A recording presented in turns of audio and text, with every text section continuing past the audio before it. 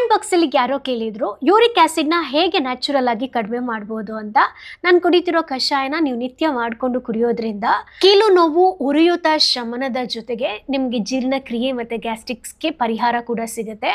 ಅಷ್ಟೇ ಅಲ್ಲ, ಶೀತ ಕೆಮ್ಮು ಕಫಕ್ಕೂ ಕೂಡ ಇದು ಸೂಕ್ತ.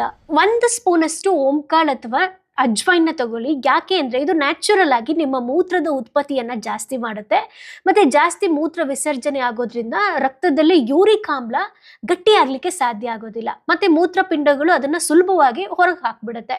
ಮತ್ತು ಓಂಕಾಳಲ್ಲಿ ಆಮ್ಲೀಯತೆ ಅಂದರೆ ಅಸಿಡಿಟಿನ ಸಮತೋಲನದಲ್ಲಿಡಲಿಕ್ಕೆ ನೆರವು ಮಾಡುತ್ತೆ. ಇದರಿಂದ ಯೂರಿಕ್ ಆಮ್ಲ ಹರಳುಗಳಾಗಿ ಅಂದರೆ ಕ್ರಿಸ್ಟಲ್ ಆಗಿ ಬದಲಾಗದೆ ನೀರಿನಲ್ಲಿ ಕರಗಿದ ಸ್ಥಿತಿಯಲ್ಲೇ ಮೂತ್ರದ ಮೂಲಕ ಹೊರಟೋಗ್ಬಿಡುತ್ತೆ.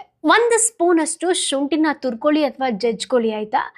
ಇದು ಯಾಕೆ ಅಂತ ಕೇಳಿದ್ರೆ, ನಮ್ಮ ದೇಹದಲ್ಲಿ ಕ್ಸಾಂಥಿನ್ ಆಕ್ಸಿಡೇಸ್ ಅಂತ ಒಂದು ಕಿಣ್ವ ಇರುತ್ತೆ. ಅದು ನಾವು ಸೇವಿಸುವ ಆಹಾರದ ಪ್ಯೂರಿನ್ ಅಂಶಗಳನ್ನು ಯೂರಿಕ್ ಆಮ್ಲವಾಗಿ ಕನ್ವರ್ಟ್ ಮಾಡಲಿಕ್ಕೆ ಅದು ಕಾರಣವಾಗಿರುತ್ತೆ. ಶುಂಠಿಯಲ್ಲಿ ಜಿಂಜರಾಲ್ ಇರುತ್ತೆ.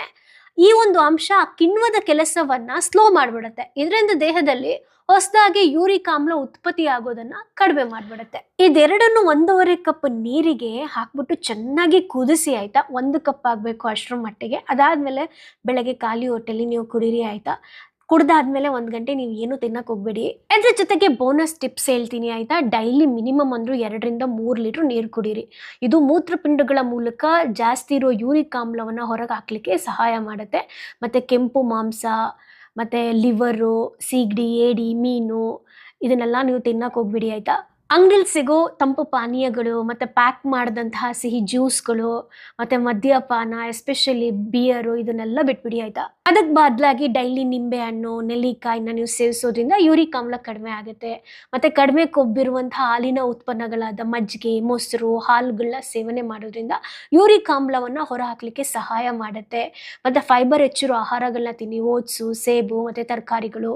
ಈ ರೀತಿ ಕಷಾಯ ಕುಡಿತಾ ನಿಮ್ಮ ಲೈಫ್ ಸ್ಟೈಲಲ್ಲಿ ಈ ರೀತಿ ಸ್ವಲ್ಪ ಬದಲಾವಣೆ ಮಾಡ್ಕೊಳ್ತಾ ಬರ್ತಾ ಇದ್ರೆ ನಿಮ್ಮ ಕೀಲುಗಳಲ್ಲಿ ಉಂಟಾಗ್ತಿದ್ದಂತಹ ಊತ, ಕೆಂಪು ಬಣ್ಣ, ಸೂಜಿಯಿಂದ ಚುಚ್ಚಂತ ಆಗುವಂತಹ ನೋವು ಇದೆಲ್ಲವೂ ಕೂಡ ಶಮನ ಆಗ್ತಾ ಬರುತ್ತೆ.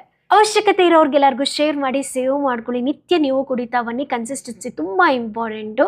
ಏನಾದರೂ ಡೌಟ್ಸ್ ಇತ್ತು ಅಂದರೆ ಕಮೆಂಟ್ ಮಾಡಿ, ಆಯಿತಾ. ಈ ರೀತಿ ವೀಡಿಯೋಸ್ಗಳು ಮಿಸ್ ಆಗಬಾರ್ದು ಅಂದರೆ ತಪ್ಪದೆ ನಮ್ಮ ಪೇಜನ್ನು ಕೂಡ ಫಾಲೋ ಮಾಡಿ. ಧನ್ಯವಾದಗಳು.